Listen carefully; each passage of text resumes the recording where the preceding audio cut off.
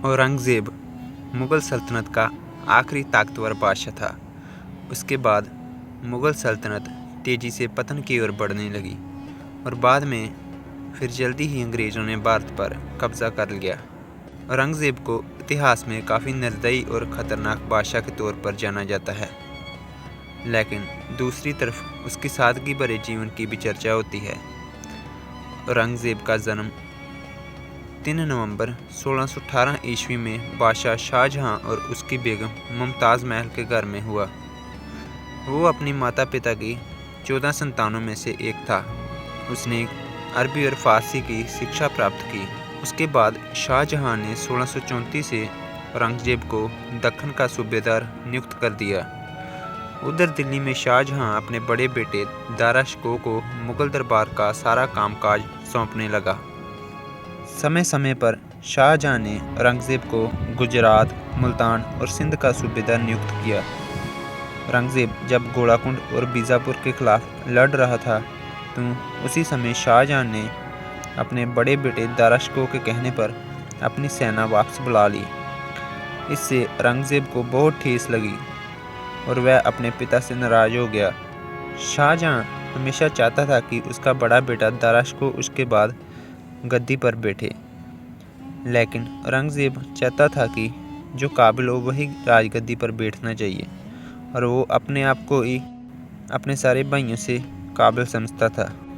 तब से 1657 में जब शाहजहां बीमार हुआ तो औरंगज़ेब और उसके भाई दारा शिकोह और शाह शुजा के बीच सत्ता प्राप्ति के लिए संघर्ष शुरू हो गया। इस लड़ाई में शाह शुजा, जिसने अपने आप को बंगाल का सूबेदार घोषित किया था, वो बर्मा में शरण लेने को मजबूर हो गया। औरंगज़ेब ने दारा शिकोह को भी हरा दिया और उसे विश्वासघात के आरोप में फांसी दे दी। सन 1658 में औरंगज़ेब ने अपने पिता शाहजहां को आगरा के किले में कैद कर लिया और उसकी मृत्यु तक उसे वहीं रहने दिया। आखिर 1659 में औरंगज़ेब मुग़ल बादशाह के तौर पर दिल्ली की राजगद्दी पर बैठ गया। औरंगज़ेब ने भारत उपमहाद्वीप पर लगभग 50 साल तक राज किया।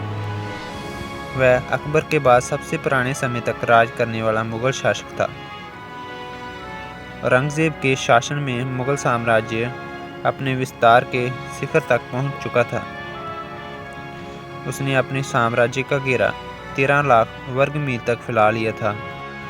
1737 में औरंगज़ेब ने राबिया दुरानी से शादी कर ली थी। औरंगज़ेब के बारे में मशहूर है कि वो कट्टर मुसलमान था। उसने बहुत सारे हिंदू मंदिरों को तोड़वाया था और उसकी जगह मस्जिदों का निर्माण करवाया था। उसने सिखों के 9वें गुरु श्री गुरु तेग बहादुर जी को मुस्लिम बनने से इनकार करने की वजह से दिल्ली में शहीद करवा दिया। ऐतिहासिक तथ्य बताते हैं कि दूसरे मुग़ल बादशाहों की तुलना में औरंगज़ेब के शासनकाल में लगभग 33% हिंदू प्रशासन का हिस्सा थे, जबकि उसके पिता शाहजहां के शासनकाल में 24% हिंदू प्रशासन का हिस्सा थे।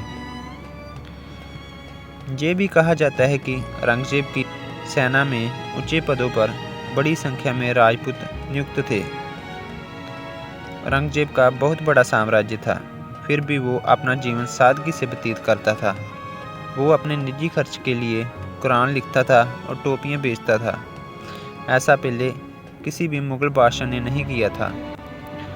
औरंगज़ेब के बारे में ये कहा जाता है कि उसे संगीत से नफ़रत थी, लेकिन उसके बारे में इतिहासकार कैथरीन बटलर कहती है कि जिस दिन औरंगज़ेब ने राजगद्दी संभाली थी, हर साल उस दिन बहुत जश्न मनाए जाते थे और बहुत नाच गाना होता था।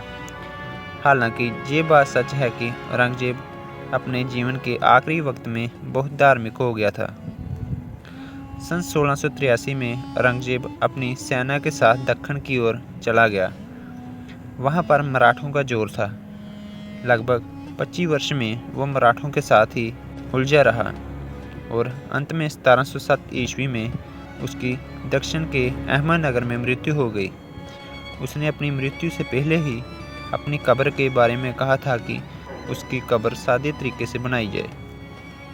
औरंगज़ेब की मृत्यु के कुछ समय बाद ही मुग़ल साम्राज्य का अंत हो गया। तो अगर आपको ये मेरी वीडियो अच्छी लगी तो चैनल को सब्सक्राइब करना ना भूलिए। मिलते हैं किसी अगली वीडियो में, तब तक के लिए जय हिंद।